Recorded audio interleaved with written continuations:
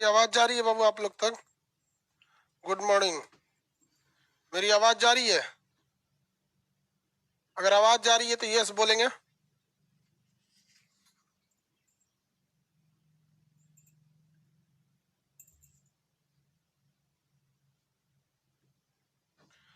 आवाज जा रही है तो यस बोलिए। यस। चलिए बाबू, क्लास काफी दिन तक डिस्टर्ब रहा। कहाँ गया? लाइट जला दे। अब स्टार्ट करते हैं हम लोग। आपको इससे पहले हम राजपूत काल पढ़ा रहे थे, याद कीजिए। राजपूत काल, राजपूत काल, इसे पूर्व मध्य काल के नाम से भी जाना जाता है। इस समय बेसिकली राजपूत शासक हुए सब, इसलिए इसे राजपूत काल कहा जाता है। इसे पूर्व मध्य काल कहा जाता है। आपको हम बताए थे, एक सिद्धांत बताए थे, अग्निकुंड का सिद्धांत। अग्निकुंड का सिद्धांत, अग्निकुंड का सिद्धांत। इस अग्निकुंड के सिद्धांत से कितने वंश निकले थे? 4 वंश निकले थे। आपको एक ही वंश, एक ही ऑप्शन में चारों का नाम बताना है। चारों का नाम बताइए। वो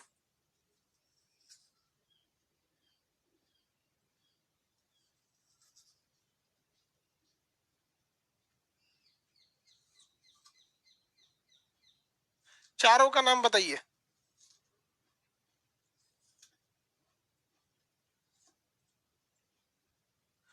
डाउट, जल्दी जल्दी जल्दी। चारों के नाम एक ही ऑप्शन में है।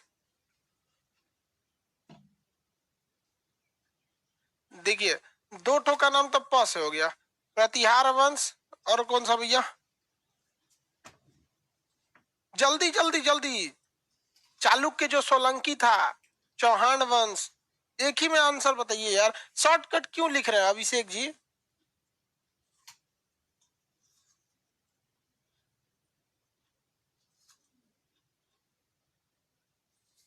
शॉर्टकट नहीं लिखे। हाँ, दीपक कुमार जी, ठीक है।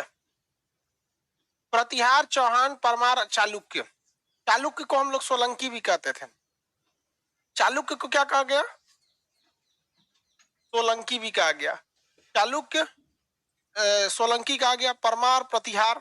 परमार पढ़ा दिए, प्रतिहार पढ़ा दिए। परमार, प्रतिहार, चालुक्य और चौहान। चौहान। आपको चौहान वंश के बारे में पढ़ाना है। इस चौहान वंश में सबसे फेमस थे पृथ्वीराज चौहान। चौहान वंश में सबसे फेमस राजा का नाम पृथ्वीराज चौहान था। देखिए, ये अग्निकुंड के सिद्धांत चंद्रवरदाई जो पृथ्वीराज रासो नामक पुस्तक में लिखा है, इसके बारे में 100% प्रामाणिकता किसी के पास भी नहीं है कि ये अग्निकुंड के सिद्धांत से ही निकले थे। हम लोग को बेसिक अभी इस ध्यान देना है चौहान वंश। ध्यान से समझिएगा। चौहान वंश में, चौहान वंश एक्चुअली ये कुछ जगहों पे लिखा गया है कि ये सूर्यवंशी थे। सूर्यवंशी मतलब राजपूत की कैटेगरी में थे। अलग अलग इनके सिद्धांतों को दिया गया है, जिसमें अग्निकुंड का सिद्धांत फेमस है। बट अग्निकुंड के सिद्धांत पर 100% प्रामाणिकता नहीं दिया गया है। इस वंश के शासक, पहले शासक का नाम था वासुदेव। इस वंश के पहले शासक का नाम वासुदेव। बट ये लोग ना गुजरात के जो प्रतिहार शासक थे, गुजरात के प्रतिहार शासक, उसके ये सामंत थे। उसके ये क्या थे? सामंत थे। तो हम यहाँ ये कह सकते हैं कि ये गुजरात का जो प्रतिहार शासक था, प्रतिहार शासक, उसके ये लोग क्या थे लोग भैया? सामंत। उसके ये सामंत थे। बाद में धीरे धीरे धीरे धीरे इन्होंने अपने राजवंश की स्थापना कर लिया। प्रारंभ में इनकी राजधानी जो थी वो नागौर के पास थी। बाद में इनकी राजधानी अजमेर आई। प्रारंभ में इनकी राजधानी नागौर साइड में थी। नागौर जो है वहां पर, नागौर के पास एक झील है, सांभर झील, उसी के पास। वो अभी खारे पानी और नमक के लिए फेमस है। इस वंश के पहले शासक का नाम था वासुदेव। ठीक है, आगे बढ़े।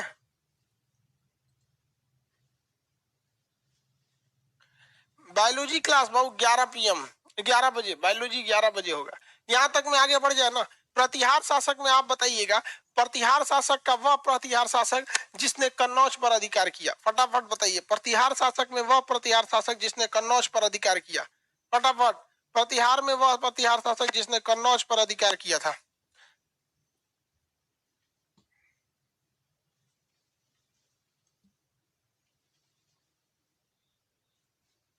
जल्दी जल्दी।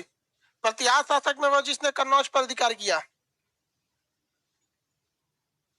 नागभट्ट।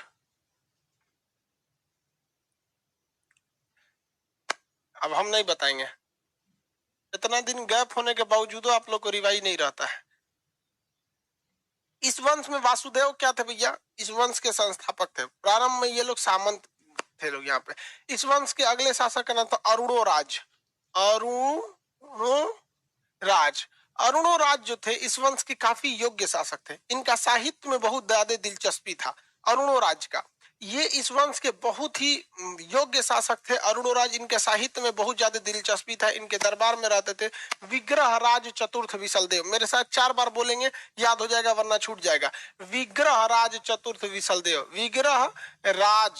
विग्रह राज चतुर्थ, चतुर्थ मतलब फोर्थ, एक ही जैसे कई नाम हो जाते हैं तो उसमें फर्स्ट सेकंड थर्ड लगाते हैं। विग्रह राज चतुर्थ विशलदेव, विग्रह राज चतुर्थ विशलदेव, विग्रह राज चतुर्थ विशलदेव। इनके दरबार में अरुणोराज थे, बहुत योग्य शासक। इनके यहाँ कौन रहते थे भैया, विग्रह राज चतुर्थ विशलदेव। विग्रह राज चतुर्थ विशलदेव ने एक कहानी लिखी, एक नाटक लिखा। जैसे विलियम शेक्सपियर क्या लिखता था, एक ड्रामा लिखता था, नाटक लिखता था, उसी तरह इन्होंने एक कहानी यानी एक ड्रामा लिखा जो संस्कृत में लिखा, जिसका नाम था हरि केली। हरि मतलब भगवान, हरि केली। ये हरि केली जो है वो कैसी पुस्तक है भैया, संस्कृत नाट्य है, संस्कृत नाट्य। हरि केली संस्कृत नाट्य। किसी को कोई दिक्कत, आगे बढ़े।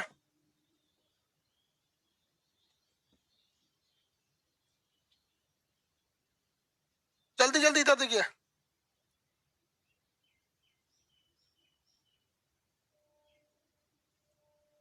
जल्दी बाबू, जल्दी जल्दी जल्दी, इधर ध्यान से समझिए।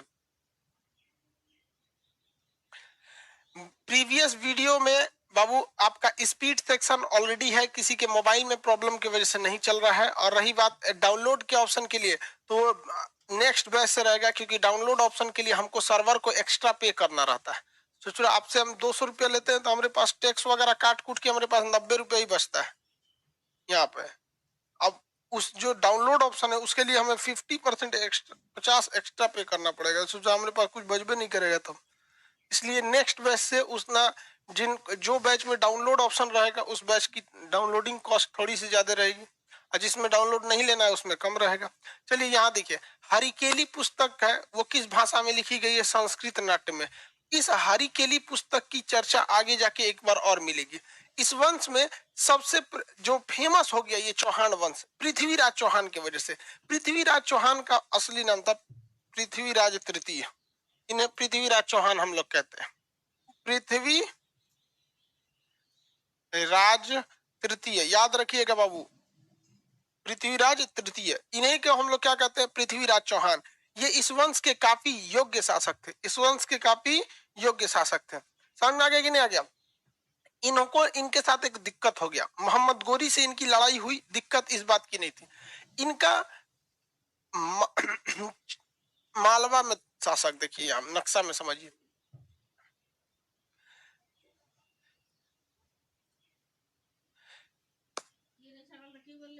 भैया बन जा भाई। देखिए ये राजस्थान का एरिया है, यहाँ पर पृथ्वीराज चौहान का शासन था, और यहाँ पर मालवा वगैरह का जो एरिया था या इस समय यहाँ पर जयचंद्र का शासन था। किसका शासन, जयचंद्र का। तो जयचंद्र और पृथ्वीराज चौहान दोनों ही एक अच्छे मित्र थे। जयचंद्र और पृथ्वीराज चौहान बहुत ही अच्छे मित्र थे, कई लड़ाइयां इन लोगों ने साथ में लड़ी थी। लेकिन इस यहाँ पर ये जो एरिया था इस पर मोहम्मद गौरी की नजर थी। गौरी चाहता था किसको जीत लेना, राजस्थान का एरिया को, पृथ्वीराज चौहान का। लेकिन जब मोहम्मद गौरी यहाँ आक्रमण करने के लिए आता था तो उस वक्त जयचंद्र और मोहम्मद ये पृथ्वीराज चौहान दोनों मिलके मार देते थे। तो यही हुआ भी 1191 में हरियाणा के पास तराइन का मैदान है। तराइन का मैदान कहाँ है, हरियाणा के पास। तराइन का प्रथम युद्ध, तराइन का द्वितीय युद्ध और तराइन का तृतीय युद्ध, 3 युद्ध पढ़ाएंगे आपको तराइन का। तो 1191 में तराइन का फर्स्ट युद्ध हुआ था, first battle of Tarain. Tarain कहां पर है, हरियाणा में है। इस युद्ध में मोहम्मद गौरी हार गया। इस युद्ध में कौन हार गया, मोहम्मद गौरी हार गया। तो यहाँ हम गौरी लिख के उसे काट देते हैं, मतलब समझिएगा मोहम्मद गौरी हार गया और पृथ्वीराज क्या हो गए, जीत गए। पृथ्वीराज जीत गए, यहाँ पर पृथ्वीराज यहाँ पर जीत गए। लेकिन इसके बाद कुछ हो गया गड़बड़। 1 साल बाद, 1 साल बाद गड़बड़ क्या हो गया कि पृथ्वीराज चौहान जो था ये यहाँ पर थे, और जयचंद की बेटी जो थी, जयचंद्र यहाँ था, जयचंद्र, जयचंद की बेटी का नाम था संयोगिता, संयोगिता, संयोगिता।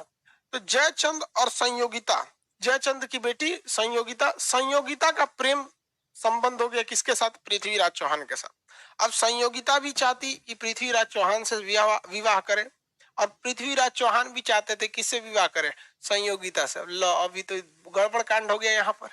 लेकिन जयचंद्र अपने आप को एक ठगा हुआ महसूस करता था। अरे भाई वो लड़की है, कोई भी लड़की चाहती है कि हमको मतलब बढ़िया लड़का से शादी हो, एकदम बाहुबली की तरह। अब भल्लाल देव से कोई नहीं करना चाहती है। अब ये पृथ्वीराज चौहान जो थे ये काफी योग्य शासक थे, वंश भी इनका जबरदस्त था, चौहान वंश हर चीज में श्रेष्ठ थे। लेकिन जयचंद्र को पता नहीं किस बात की ईगो आ गई कि ना, हम अपनी बेटी की शादी इससे नहीं करेंगे, भले किसी और से कर देंगे लेकिन इससे नहीं करेंगे। अब ये बात पता चल गई किसको? संयोगिता को।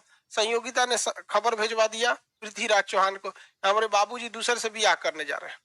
तो स्वयंवर रखा है। स्वयंवर पहले क्या होता था कि राजा महाराजा इस तरह लाइन से बैठे रहते थे, ऐसे लाइन से राजा बैठे हैं सब, अलग अलग जगह का राजा आया, सब पूरा मेकअप वेकअप करके आया सब राजा।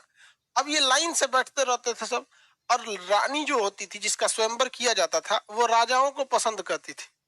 ऐसे कौन सा राजा इसको सबसे ज्यादा पसंद है, फला जगह के राजा स्वयंवर में। ऐसे महाभारत में भी देखेंगे स्वयंवर हुआ था, तो स्वयंवर में पसंद किया जाता था। स्वयंवर में पृथ्वीराज चौहान को जयचंद ने बुलाया ही नहीं। हालांकि पृथ्वीराज चौहान की अपमान करने के लिए, स्वयंवर में पृथ्वीराज चौहान का अपमान करने के लिए, ऐसा 100% कंफर्म नहीं बट कहानियों में ऐसा भी है, मतलब वहां पे राजस्थान में जाएंगे तो इसके बारे में कई चीजें प्रचलित है। तो पृथ्वीराज चौहान का पुतला लगा दिया वहां पे जयचंद ने, आगे वहां पर पुतला लगा दिया। तो ये बात बहुत खराब लगी किसको? संयोगिता को। संयोगिता किसी को पसंद नहीं की, संयोगिता यहाँ पे किसी को भी पसंद नहीं की। और जयचंद भाई भड़क गया कि भाई तू किसी भी लड़का को इसमें पसंद नहीं कर रही है, ब्याह किसे करेंगे हम। जबकि संयोगिता ने संबंध खबर भेजवा दिया किसको? पृथ्वीराज चौहान को कि आज हमको लेके चलना है। तो भाई पृथ्वीराज चौहान भी काहे को कम, ले आ घोड़ा निकालो सैनिक, चल चलते हैं। तो यहाँ से सीधे लेके चले गए कहाँ पर? भाई स्वयंवर में, पृथ्वीराज चौहान। और स्वयंवर में सबके सामने संयोगिता ने पृथ्वीराज चौहान के गले में हार डाल दिया, मतलब यही पसंद किए हैं इनको। अब पृथ्वीराज चौहान लेके चल दिया किसको? संयोगिता को, अपने यहाँ शादी ब्याह करके। अब यहाँ जयचंद्र की डबल ट्रिपल बेइज्जती हो गई। पहली कि उसकी बेटी उससे शादी कर ली जिससे वो नहीं चाहता था, दूसरा वो जयचंद और इसमें पृथ्वीराज चौहान में एक बेटी लेके भाग गया, एक दूसरा झमेला हो गया। तीसरा क्या हुआ? पूरे बीच स्वयंवर में से लेके भाग गए। अब इसमें बवाल हो गया किसके साथ? जयचंद के साथ। अब यही गड़बड़ हो गया, जयचंद ने दिक्कत कर दिया। यहां तक में समझ में आ रहा है?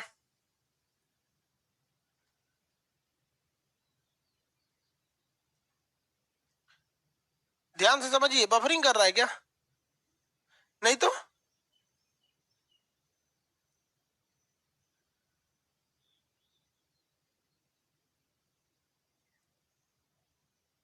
चलिए अब आगे बढ़ते हम लोग।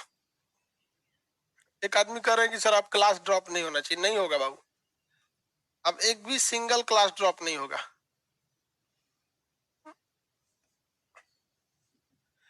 इसके बाद अब आता है 1192 का तराइन का युद्ध। तराइन का युद्ध, तराइन का युद्ध। देखिए, तराइन का द्वितीय युद्ध के लिए खुद जयचंद जिम्मेदार है। जयचंद मोहम्मद गोरी से संपर्क कर लिया। मोहम्मद गोरी ने किससे संपर्क कर लिया? जयचंद ने। दोनों किसी से संपर्क कर लिए, बात बराबर है। ये दोनों आपस में संपर्क कर लिए सब। अब जयचंद्र ने कहा मोहम्मद गोरी से कि तुम आ जाओ। जयचंद ने किससे कहा? मोहम्मद गोरी से कि तुम आ जाओ। मोहम्मद गोरी कहाँ का रहने वाला था? अफगानिस्तान का। अफगानिस्तान का। ये लोग तुर्क थे, लोग टर्क, टर्क समझते हैं? तुर्की मतलब नहीं, मतलब समझे, तुर्की अलग चीज होता है, टर्क अलग चीज होता है। तुर्की एक देश है। तुर्क जो थे सब उस सभ्यता, उस संस्कृति को मानने वाले थे सब। समझ में आ गया कि नहीं आ गया? अब जैसे राजपूत का मतलब ये थोड़ी हो गया कि राजस्थान हो गया। अरे उधर राजपूत ज्यादा हैं, अलग बात है। तो राजपूत का बिहार में नहीं है, महाराष्ट्र में नहीं है, बहुत जगह। तो तराइन के द्वितीय युद्ध में जयचंद और मोहम्मद गोरी आपस में मिल गए। अब इससे मोहम्मद गोरी को फायदा ये नहीं हुआ कि जयचंद बहुत बड़ा शासक था, नहीं, जयचंद्र को हर वो खुफिया रास्ता, हर वो खुफिया जानकारी पता थी जो मोहम्मद गोरी के लिए जरूरी थी। दुनिया का कोई भी चीज हो, हर चीज की कुछ ना कुछ कमजोरी होती है, इसलिए पृथ्वीराज चौहान की सेना की क्या क्या कमजोरियां थी, वो सारी कमजोरियां जयचंद को पता थी। और ये जयचंद ने किसको बता दिया? मोहम्मद गोरी को। और मोहम्मद गोरी इन सारी कमजोरियों के साथ हमला कर दिया किसके ऊपर? पृथ्वीराज चौहान के ऊपर। और पृथ्वीराज चौहान के किला तोड़ के और पृथ्वीराज चौहान के साम्राज्य पर अधिकार कर लिया और पृथ्वीराज चौहान को बंदी बना लिया गया। इससे याद रखिएगा बाबू एक चीज, हमेशा अपने दोस्त को भी कुछ चीज मत बताइएगा। कुछ ऐसे जरूरी चीजें होती हैं जो अगर आप चाहते हैं कि ये किसी को ना पता चले तो दोस्त को भी वो बात मत बताइएगा, क्योंकि दोस्त का भी कुछ करीबी दोस्त होते हैं। वरना लोग कहते हैं अरे मेरा करीबी दोस्त है, अरे यार उस करीबी दोस्त के भी कुछ करीबी दोस्त होते हैं, वहां से वहां पहुंचा देगा। यही हो गया जयचंद के साथ वहां। दूसरा, इस ससुर जयचंद को नहीं समझ में आ रहा था कि प्रीति अपनी दामाद को मरवा दिए। सिंपल सी बात है, अगर आप कहते हैं कि मोहम्मद गोरी बहुत ही चतुर या फिर धोखेबाज था, नहीं भैया, ये उतना धोखेबाज, उतना खतरनाक, उतना चतुर नहीं था जितना जयचंद्र बेवकूफ थे। इनको ये समझ में नहीं आ रहा है कि एक आगे वाला इंसान जिससे हम ये समझौता करेंगे, सपोज कीजिए कि हम किसी व्यक्ति से जाके कहे कि मेरी बेटी दामाद को मार दो, तो वो इंसान क्या सोचेगा कि चला ये बेटी दामाद को मरवा सकता है तो मेरा कहां से होगा।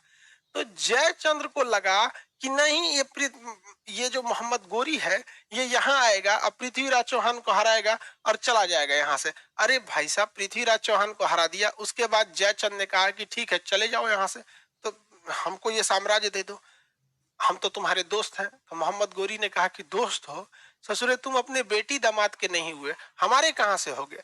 थूर दिया किसको? जयचंद को भी।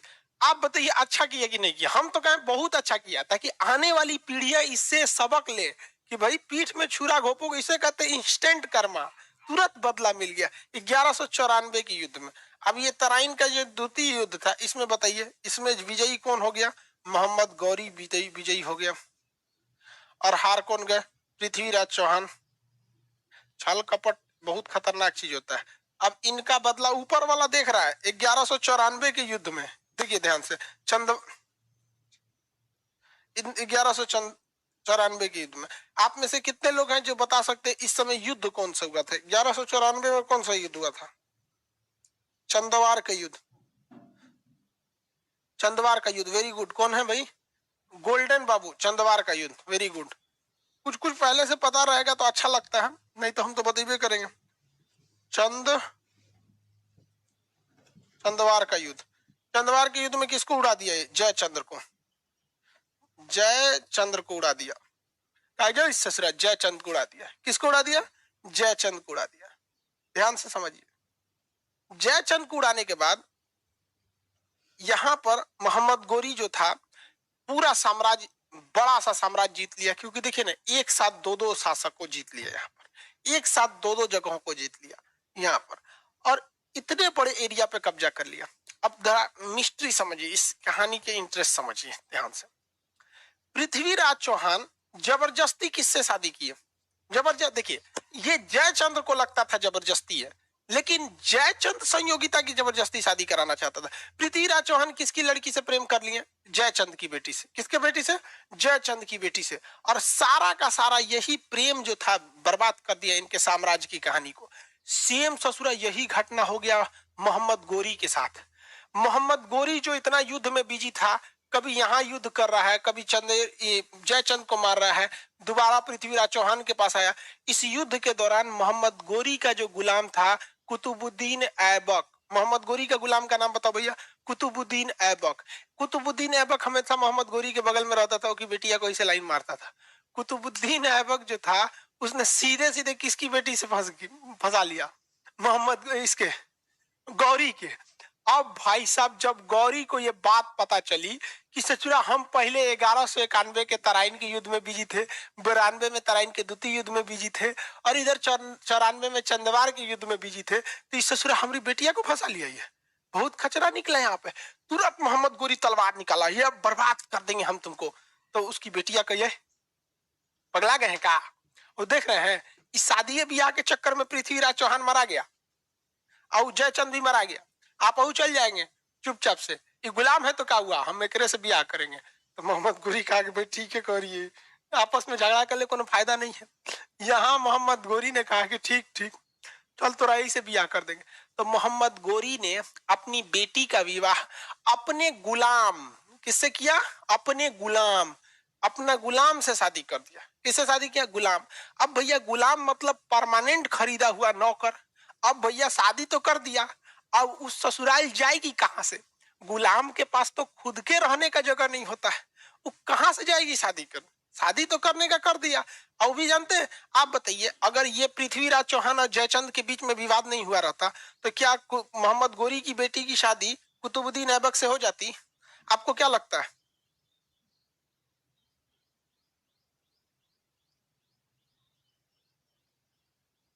बोलिए, जवाब दीजिए। अगर शादी विवाह के चक्कर में पृथ्वीराज चौहान और जयचंद्र के बीच में विवाद नहीं होता तो नहीं होता। हाँ एकदम सही बोला, नहीं होता, और मार देता कुतुबुद्दीन ऐबक को, हमारी बेटी को फंसाएगा। अरे यार ये सब प्रेम उरेम चक्कर बड़ी खराब होता है, इसलिए लड़की सबको देखबे मत करो, वरना तू देखोगे ना तू ऐसे ऐसे ऐसा करेगी सब, बाल हटाएगा ऐसे ऐसे, तू पिघल जाएगा। देखबे मत करो ससुरा, तो नहीं बहुत चौपट कर देगी सब, ये बहुत खतरनाक होती है सब। अब अब हुआ कहीं हम क्या किए हैं, तू क्या किए हो, हाँ? पटाखा में आग तुम ही लगाई है तो भड़कबे न करेगा, और सब चीज बहुत खतरनाक, समझ आए कि नहीं। चलिए अब ध्यान से समझिए। तो मोहम्मद गोरी ने देखा कि देख भाई जो गलती जयचंद्र ने किया था, ध्यान से समझिए, जो गलती जयचंद्र ने किया था अपने दामाद के साथ छल कपट करके, तो जयचंद भी मराया, दामाद भी मराया, बेटी भी मराई। तो मोहम्मद गोरी ने कहा कि ये गलती हम नहीं करेंगे। प्रेम और ससुरा बहुत पगला होकर बेटिया कर, इतना जब वो भी आकर मेरे साथ करेंगे ना तो भाग जाएंगे, हई है हुआ। तो उसने ब्याह करा दिया अपने गुलाम कुतुबुद्दीन ऐबक और अपनी बेटी का। लेकिन बेटिया कही कि अब्बा ई चोटा के लगे तो हम प्रेम कर लिए हैं, एक रहे खाती कुछ ना है, कहाँ रहेंगे। तो मोहम्मद गौरी ने, किसने, मोहम्मद गौरी ने ये सारा जीता हुआ जगह, इनके बाबूजी का तो था नहीं, जीत लिया, सारे जीते हुए जगह को अपने गुलाम कुतुबुद्दीन ऐबक को दिया। ले रे चोट्टा कहीं कहते ही ले ले, हमारी बेटिया को यहीं रख देना। तो मोहम्मद गौरी ने अपने गुलाम को यहाँ बैठाया। मोहम्मद गौरी ने किसे बैठाया, अपने गुलाम को यहाँ बैठाया। उस गुलाम का नाम क्या था, कुतुबुद्दीन ऐबक। और यहां से आ गया आपका कौन सा वंश, गुलाम वंश। कौन सा वंश, गुलाम वंश। तो बताइए भारत पर शासन करने वाला पहला मुस्लिम वंश यहाँ कौन सा हो जाएगा। देखिए आक्रमण करना अलग बात होता है, मोहम्मद बिन कासिम सबसे पहले आक्रमण करके चल गया 712 713 उस ईस्वी में। हम आक्रमण की बात नहीं कर रहे हैं, यहाँ रहकर शासन करने वाला पहला राजवंश कौन सा वंश, गुलाम वंश। याद रहेगा गुलाम वंश, वेरी गुड, गुलाम वंश, गुलाम वंश। गुलाम वंश के पहले शासक का नाम क्या हो जाएगा, गुलाम वंश के पहले शासक का नाम बताइए फटाफट। गुलाम वंश के पहले शासक का नाम कुतुबुद्दीन ऐबक, दूसरे शासक का नाम, गुलाम वंश के दूसरे शासक का नाम, हल्का सा भी तो याद होगा बाबू, नहीं याद होगा कोई जबरदस्ती नहीं है, बट हम बताएंगे आपको। गुलाम वंश के दूसरे शासक का नाम, हाँ कुतुबुद्दीन ऐबक, ठीक है।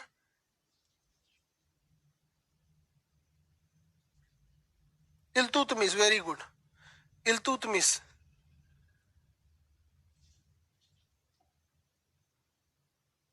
इल्तुतमिश हो गया। गुलाम डायनेस्टी एक तो सीबीएसई बोर्ड का है, वो कह रहा है सर इंग्लिश में इसको स्लेवरी डायनेस्टी कहेंगे। नहीं रे बबुआ, इंग्लिश में नाम नहीं बदलता है। अब किसी का नाम है लाल मोहन तो इंग्लिश में क्या कहेंगे, रेड मोहन, नहीं ना। अरे लाल मोहने का लाएगा, इंग्लिश में भी नाम नहीं बदलता है। गुलाम डायनेस्टी, समझिए ध्यान से, यहां से इधर चलिए ध्यान से। जयचंद्र की बेटी का प्रेम किससे चला, ध्यान से समझिए। जयचंद की बेटी का प्रेम हुआ पृथ्वीराज चौहान से। यहां तो चौपट हो गया, इशारा कहानी लड़ाई झगड़ा खत्म। मोहम्मद गौरी की बेटी को ब्याह कर लिया कौन, कुतुबुद्दीन ऐबक। यानी मोहम्मद गौरी को ब्याह करके फंसा के ब्याह कौन कर लिया, कुतुबुद्दीन ऐबक। और पूरा साम्राज्य मिल गया इसको। अब हो गया आगे कुतुबुद्दीन ऐबक का तो विवाह हो गया, और कुतुबुद्दीन ऐबक गुलाम था, और इस गुलाम को यहाँ मिल गया गुलाम वंश। इस कुतुबुद्दीन ऐबक नामक गुलाम ने खुद अपने लिए एक गुलाम रखा, खुद अपने लिए एक गुलाम रखा। उसका नाम था इल्तुतमिश, उसका नाम था इल्तुतमिश। अब ये इल्तुतमिश देखा कि ससुरा ये हमारा मालिक भी दूसरे की बेटी फंसा के राजा बनाते, एक हम फंसा लेते हैं। समझ आ गया कि नहीं? मोहम्मद गोरी की कुतुबुद्दीन ऐबक की बेटी से ब्याह किसने कर लिया? इल्तुतमिश, वो ओकरा फंसा लिया, बस काम खत्म। देख रहे हैं कितना तेजी से चल रहा है। अब कुतुबुद्दीन ऐबक गुस्सा गया, तुम गुलाम हमारी बेटी को फंसा लिया। कहा गया ससुर तो नहीं, शांति से बैठ जाओ यहाँ पे। देख रहा है कैसे कैसे कांड हुआ यहाँ, जयचंद आई, पृथ्वीराज चौहान में। इसे मोहम्मद गोरी जैसे आपका ब्याह करा दिया था अपनी बेटी से, आप अपना ब्याह करा दीजिए हमारी मतलब अपनी बेटी का ब्याह करा दीजिए हमसे। तो गुलाम, फिर यहाँ पर जो वंश आया, कुतुबुद्दीन ऐबक तो खुद गुलाम, बाद में बन गया दामाद। इसने भी रखा एक गुलाम, बाद में वो भी बन गया दामाद। इसलिए यहाँ पर ये दो दो जो बड़े शासक हुए सन इस वंश के, वो क्या थे? सब गुलाम। इसलिए इस डायनेस्टी को ही हम गुलाम डायनेस्टी या गुलाम वंश के नाम से जानते हैं। समझ में आ रहा है कि नहीं आ रहा? किसी को कोई दिक्कत है? देख रहे हैं? तो आप लोग को भी अगर ऐसा मौका मिले कहीं तो मौका छोड़िएगा कि नहीं छोड़िएगा, ये बताइए। अगर ऐसा मौका मिले कि बहुत बड़ा साम्राज्य है, एक को बेटी है तो आप वो काम करेंगे जो कुतुबुद्दीन ऐबक या इल्तुतमिश ने किया था? कितने लोग हाँ करा? No sir. अरे कोई ठीक नहीं, वो बहुत डर रहा है सर कि कहीं ऐसा ना हो कि जयचंद वाला काम हो जाए। आधा डर गया है सब बेचारा, और आधा जन ढीठ है, सब करा जी हाँ सर कर देंगे आधा ढीठ है, सब कर देगा सब। देख भाई, जितने बड़ घर की लड़की लाओगे उतने बड़ा नखड़ा रहेगा, समझ में आ गया? और जितने मतलब एकदम लोग के यहाँ से लेके चलाओगे उतने ज्यादा उसका गुस्सा रहेगा, हर बात पे पीनी चाहिए। तो ढेर छोटों में मत चल जाना, ढेर हाई फाई में भी मत चल जाना। जिस कैटेगरी में हो मीडियम में लेके आना, समझ में आ गया? जिस कैटेगरी का रहता है उस कैटेगरी को झेल सकता है, समझ में आ गया कि नहीं आ गया? अब मीडियम आदमी मीडियम कैटेगरी को झेल सकता है, लो आदमी लो कैटेगरी को झेल सकता है, हाई आदमी हाई को झेल सकता है। इसलिए सावधान रहिएगा लोग।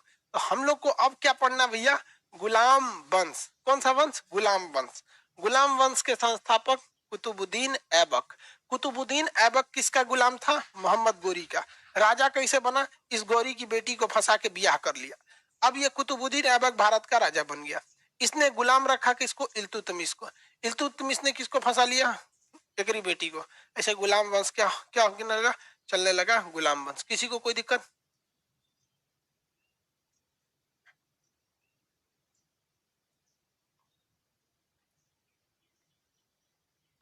किसी को दिक्कत है तो बताया जाए। कोई दिक्कत नहीं है? चलिए आप आ जाइए चौहान वंश पे। चौहान वंश के संस्थापक फटाफट बताएंगे लो। चौहान वंश के संस्थापक जल्दी बताइए। चौहान वंश के संस्थापक, अरे एक बार देख लीजिए, वासुदेव अरुणोराज पृथ्वीराज तृतीय। ऐसे पृथ्वीराज चौहान का नाम पूछ देगा तो पृथ्वीराज तृतीय। हालांकि इस वंश में बहुत सारे शासक आए हैं लोग, लेकिन यही तीन ठो फेमस है। ये याद रखिएगा, विग्रह राज चतुर्थ विशलदेव, इनकी सबसे प्रमुख रचना हरिकेली। हरिकेली किस भाषा में? संस्कृत भाषा में। हरिकेली संस्कृत भाषा में लिखी गई है। क्वेश्चन चलिए बता दीजिए आप, क्वेश्चन बता दीजिए। मोहम्मद गोरी किस देश का रहने वाला था? मोहम्मद गोरी किस देश का रहने वाला था? वेरी गुड, अफगानिस्तान का रहने वाला था। अफगानिस्तान का, very good very good very good. Sanskrit नाट्य पुस्तक हरिकेली, संस्कृत नाट्य पुस्तक हरिकेली के रचनाकार कौन है? संस्कृत नाट्य पुस्तक हरिकेली के रचनाकार कौन है? संस्कृत नाट्य पुस्तक हरिकेली के रचनाकार कौन है? संस्कृत नाट्य पुस्तक हरिकेली के रचनाकार विग्रह राज चतुर्थ विशलदेव। वेरी गुड, विग्रह राज चतुर्थ विशलदेव। चंदेरी के, इसका चंदवार का युद्ध कब हुआ?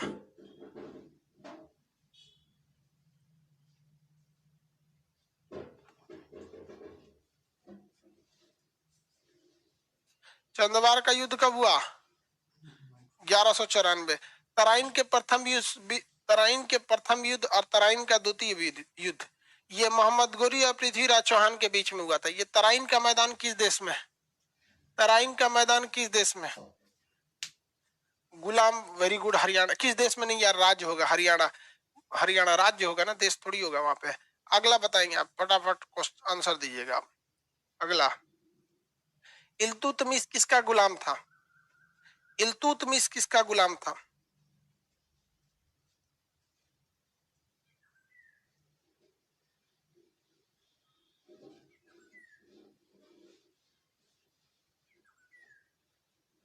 इल्तुतमिश किसका गुलाम था? गौरी का।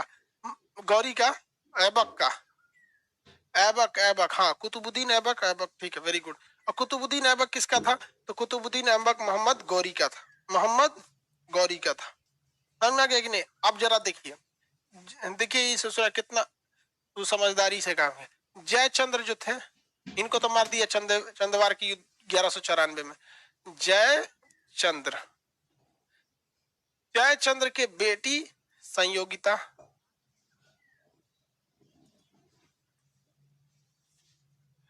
दामाद पृथ्वीराज। अब बताओ यार, पृथ्वीराज में क्या कमी था? ये बैल ससुरा मरवा दिया। अच्छा खासा राजा था। आपने देखो भाई, ई पूरा खानदान खुदे चौपट कराया। वहीं आप अगर गौरी को देखिए, मोहम्मद गौरी को बताइए, इसकी बेटी, इसका बेटी का नाम ध्यान पे नहीं आ रहा है। इसकी बेटी थी, अब फंसा लिया कौन? ऐबक। ऐबक। अब ऐबक की जो बेटी थी, इसको फंसा लिया कौन? इल्तुतमिश। अब इस इल्तुतमिश के बाद आई रजिया सुल्तान। रजिया सुल्तान, रजिया सुल्तान।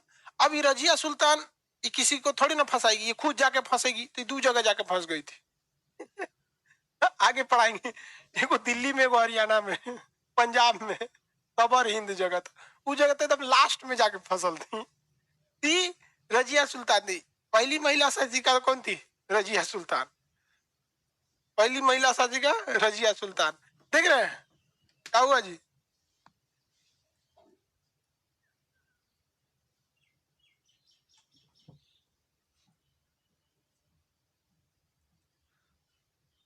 हाँ, मलिक याकूत और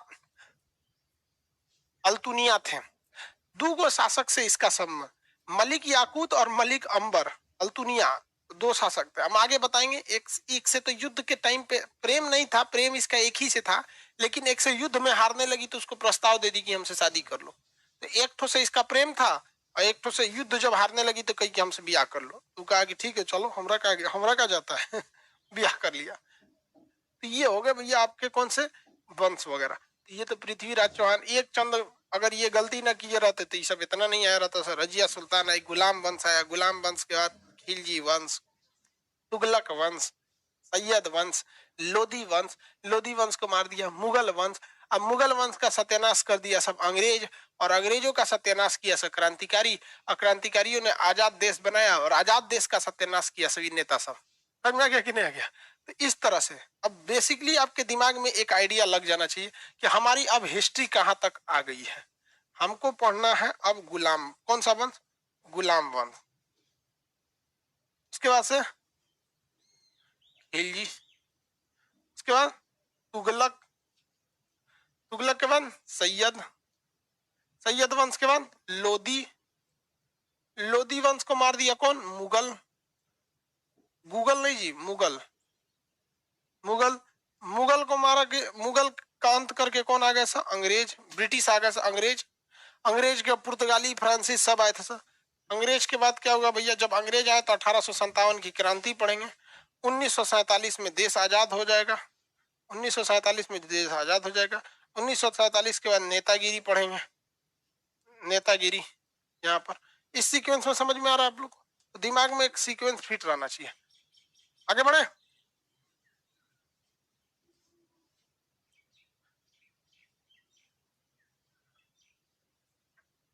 चलिए अब हम आगे पढ़ेंगे। अब इसके बाद कुछ मंदिर निर्माण की कलाएं वगैरह वगैरह 2-4 टॉपिक है जो एक सीक्वेंस में नहीं है। तो उस सब बीच बीच में जो टॉपिक हमने आपको बताया था, कुछ मंदिर निर्माण की शैली थी, जैसे नागर शैली, वेसर शैली, ये सब चीजें हैं, तो थोड़ा सा उसको निपटा देंगे साइड करके। उसके बाद से ये वाला गुलाम वंश उठा लेंगे, क्योंकि जब इसमें चले जाएंगे ना तो फिर फुर्सत नहीं मिलेगा पढ़ने का। आप खुद सोचिए ना, अगर इस वाले सीक्वेंस में चले गए तो इसके बाद ये आ जाएगा, इसके बाद ये आ जाएगा, फिर मंदिर निर्माण कहाँ गया, वेसर शैली, नागर शैली, ये सब वो जो चीजें, चित्रकला शैली, ये सब चीजें थोड़ी सी दब के रह जाएंगे। इसलिए उसको उस समय पढ़ा देंगे। आज के लिए इतना ही। अब क्लास एकदम रेगुलर रहेगा, कोई बाउंडेशन, कोई वो सब नहीं होगा। आपका एकदम रेगुलर चलेगा हर बैच। हाँ, जो बायोलॉजी है वो 11 बजे चलेगा, बायोलॉजी 11 PM पे। ठीक है, नोटिफिकेशन डाल देते हैं बायोलॉजी के लिए। आपके जो भैया भाभी हैं लोग, उन लोग को भी इन्फॉर्म कर देंगे। ठीक है। हाँ, पॉलिटी, देखो भैया, पॉलिटी जो थोड़ा सा बचा हुआ है वो सैटरडे संडे क्लियर हो जाएगा। उसके लिए 3-3 4-4 घंटे, 3 घंटा सैटरडे, 3 घंटा संडे। ठीक है, थोड़ा सा बचा हुआ है पॉलिटी, हल्का सा।